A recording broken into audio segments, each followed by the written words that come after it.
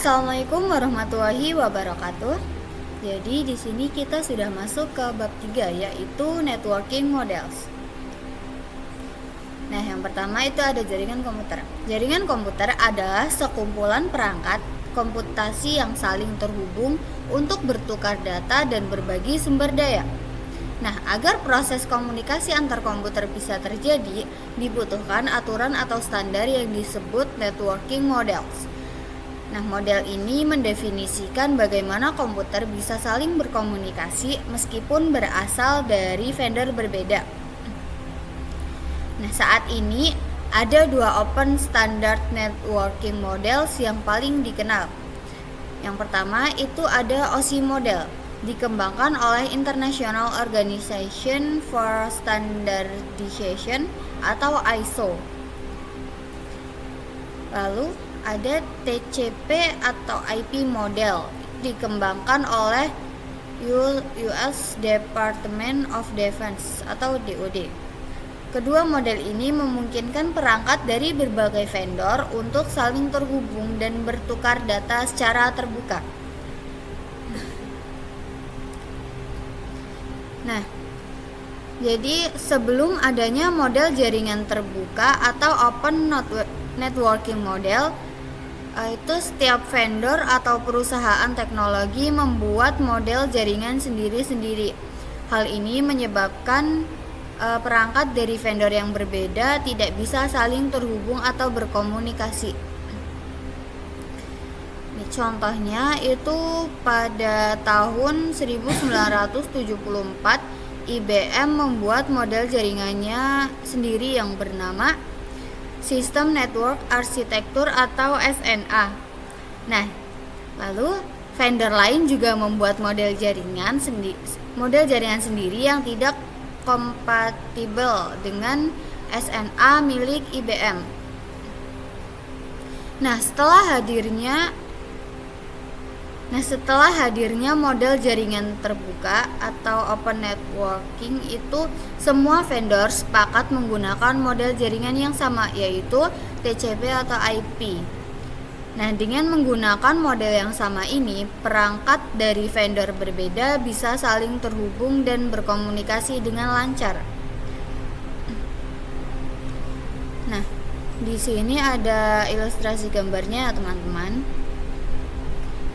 Jadi di sini itu IBM vendor 1, vendor 2 itu sama-sama menggunakan TCP IP ya, teman-teman.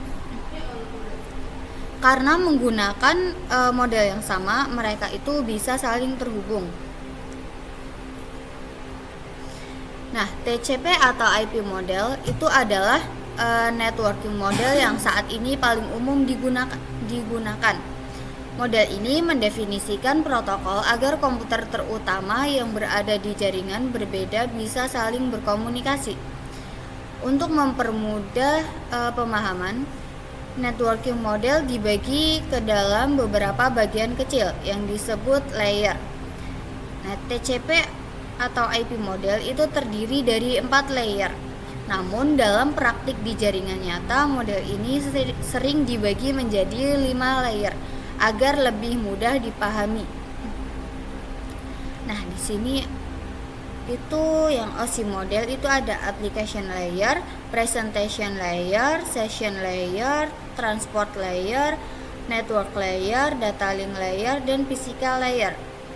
Nah, yang TCP atau IP model itu ada network access layer, internet layer, transport layer, dan application layer. Dibagi menjadi 5 ya, teman-teman. Layer 5 itu ada application layer. Application layer berfungsi sebagai antarmuka antara aplikasi dengan jaringan komputer. Lapisan ini mengatur bagaimana aplikasi dapat mengakses jaringan serta bertanggung jawab dalam membentuk pesan-pesan berskala jaringan. Beberapa contoh protokol yang bekerja di application layer antara lain adalah seperti HTTP, POP3, SMTP, IMAP, dan SSH.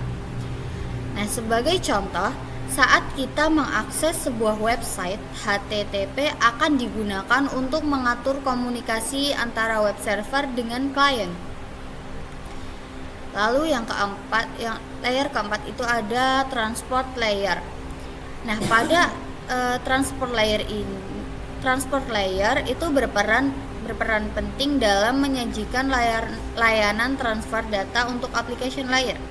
Pada lapisan ini terdapat dua protokol utama, yaitu TCP dan UDP. Nah, TCP atau Transmission Control Protocol lebih mengutamakan keandalan.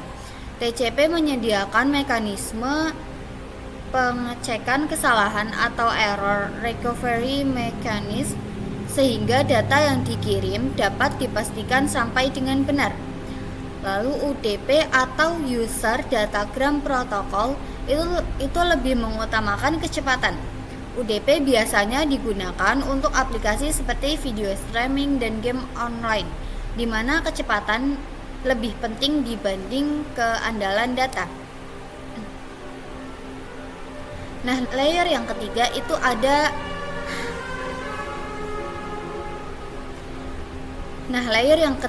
ada network layer. Nah, jadi network layer ini berfokus pada penyediaan konektivitas antar perangkat melalui dua fitur utama, yaitu fitur addressing dan routing. Nah, addressing itu mengacu pada pemberian alamat unik untuk setiap perangkat di jaringan, yaitu melalui IP address. Lalu, routing itu bertugas mencari jalur terbaik agar data dapat sampai ke tujuan, layaknya sistem pengiriman surat di kantor pos. IP address sendiri itu terdiri dari dua jenis, yaitu IPv4 menggunakan pengalamatan 32 bit dan terbagi menjadi 4 blok, yaitu IPv4 mampu mengakomodasi hingga lebih dari 4 miliar perangkat.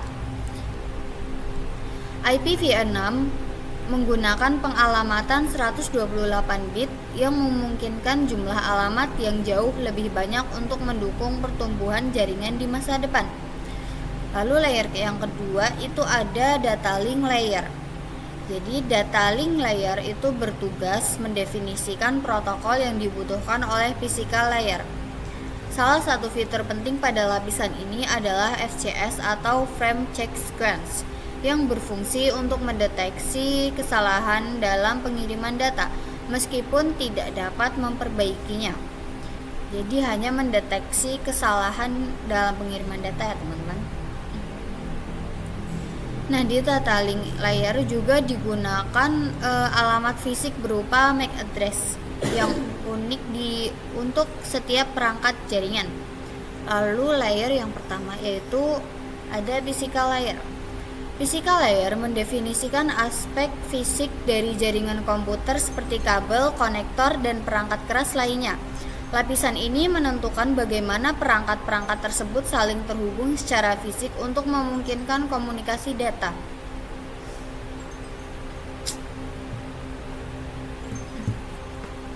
Nah, bagaimana caranya? Jadi, caranya adalah dengan membagi komunikasi jaringan ke dalam beberapa lapisan. Mulai dari yang paling dasar atau fisik sehingga yang lebih abstrak atau non fisik. Bagaimana caranya?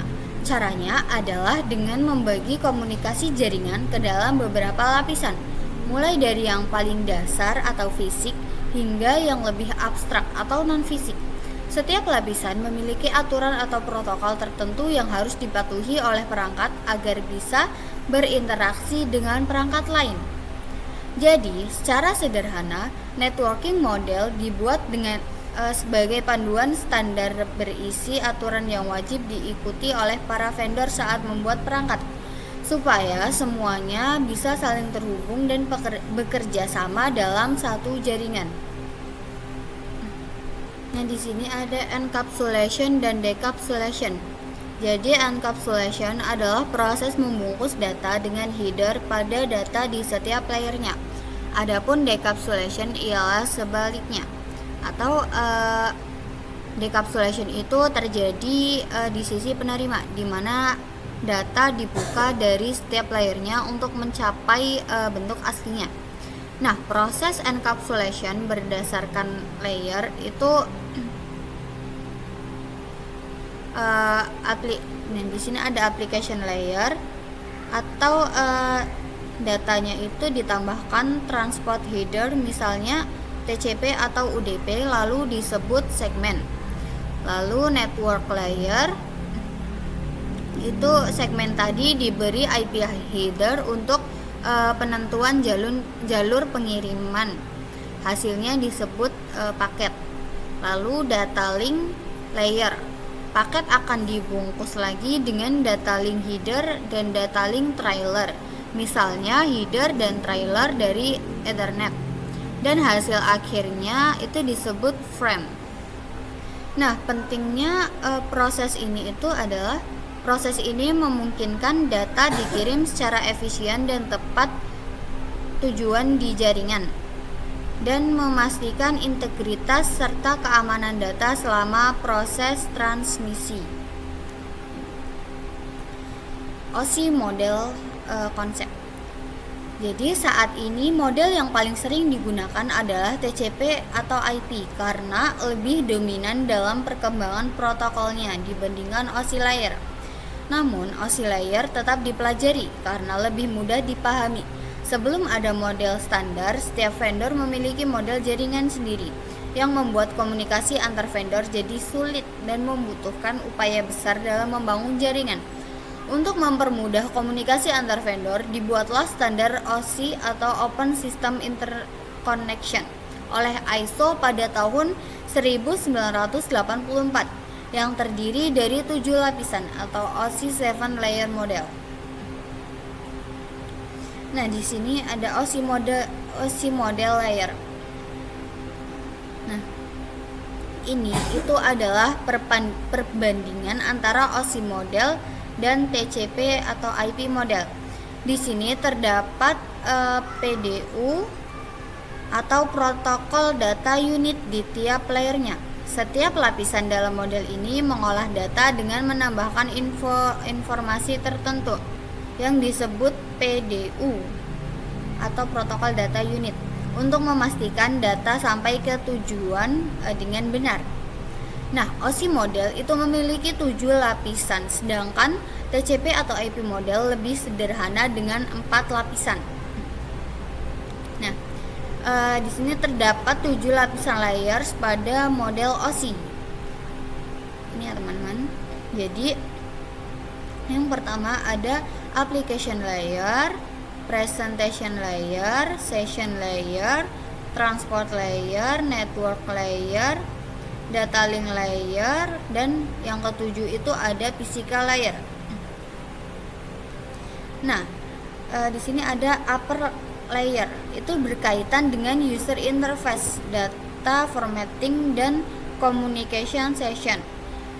Jadi yang upper layer itu dari 1 sampai 4 ya teman-teman. Jadi dari application layer sampai transport layer. Ini teman-teman sampai sini.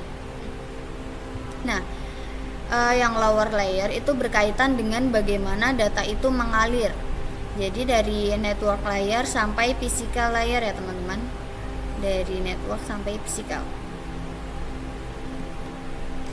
Oke, untuk bab 3 networking model yang tadi saya sudah jelaskan teman-teman. Terima kasih sudah menonton sampai habis. Semoga bermanfaat. Dadah.